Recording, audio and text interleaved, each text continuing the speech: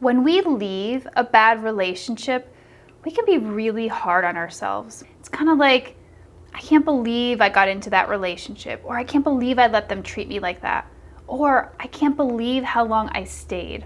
We can feel a lot of shame, and especially if we're used to someone blaming us for everything. If you were in an abusive relationship, and if according to your partner, everything was all your fault, we can continue to blame ourselves even when we're out of the relationship. Today, I'm going to help you break out of that self-blame and forgive yourself. If you're new here, welcome. My name is Lindsay, and I am the Real Love Alchemist. I help you go from bad relationships to real love with the magic of subconscious work. If you're interested in working one-on-one with me, check out the link in the description here. So if you're having this experience of being really hard on yourself for getting into a not so great relationship, it's usually the case that this just didn't come up out of the blue. You've probably been blaming yourself for some things even before you got into that relationship. And let me be clear here, self-blame is very different from responsibility. It is 100% part of the healing process to take responsibility for the things that we did have control over, but self-blame is very different. Self-blame is taking way too much responsibility and shaming yourself and making yourself bad for the choices that you made. Maybe your parents modeled that for you. Maybe they were like that with themselves. Or maybe they blamed you when you were younger. Whatever the case, now is the time to stop.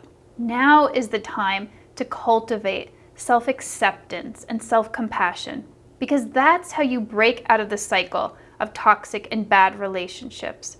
You stop judging yourself and you start accepting yourself little by little. So let's start with this. You have nothing to be ashamed about. You loved someone, and that is a beautiful thing. There is no shame ever in loving someone. It's a good thing. It means you're capable of love, which not everyone is. Take that wisdom that you're gathering now about your past relationship and use it for the future.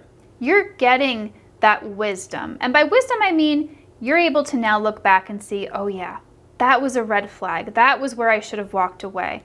Or that was a sign of unavailability. I should have moved on right then. That's what I'm calling wisdom. You're getting that knowledge not so that you can shame yourself in the past. That's not what it's for. Don't do that. You're getting that wisdom so that you can choose differently in the future.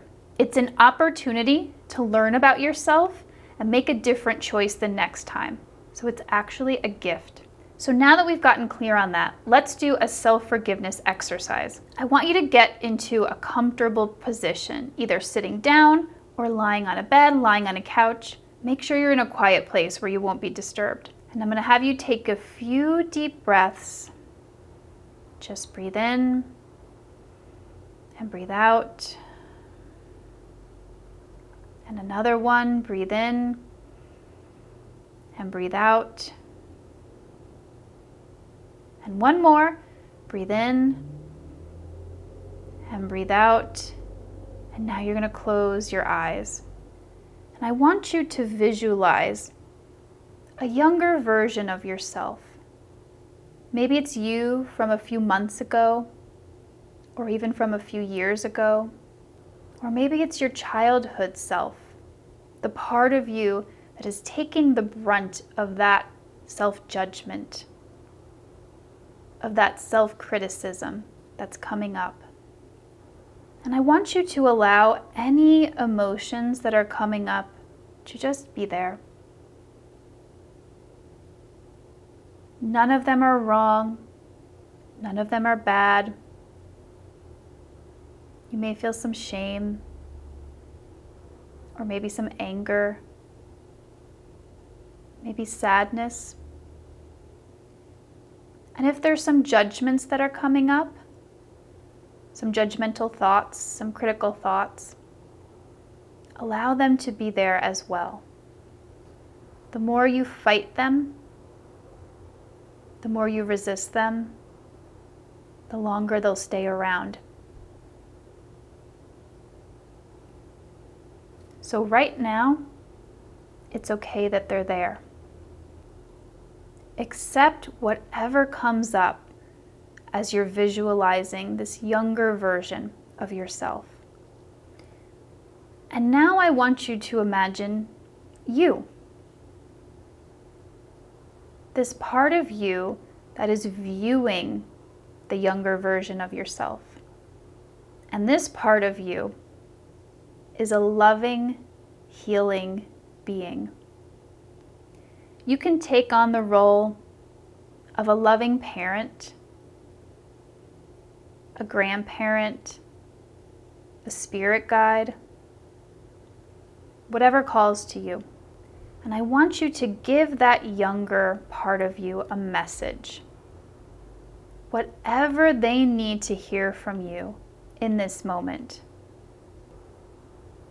It may be something like, I'm so sorry. You didn't have the knowledge that I do now. I know how hard it was for you. It's okay that you made the choices you did. We all make mistakes. It's okay.